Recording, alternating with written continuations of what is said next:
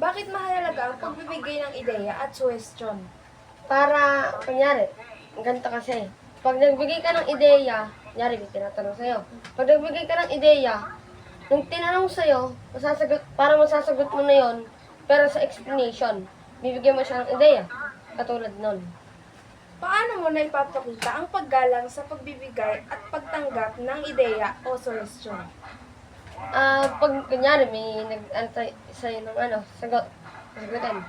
Sasabihin mo na lang, ay, magpopo ka kung mas matanda sa'yo.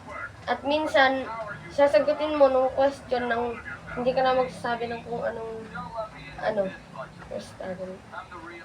Naranasan mo na bang may kumontra o sumalungat sa iyong ideya? Ano ang mga detalye at ano ang iyong ginawa hinggil dito? Sumalungat o nung umalabot sa ideya ko. Kunyari, may ideya ko.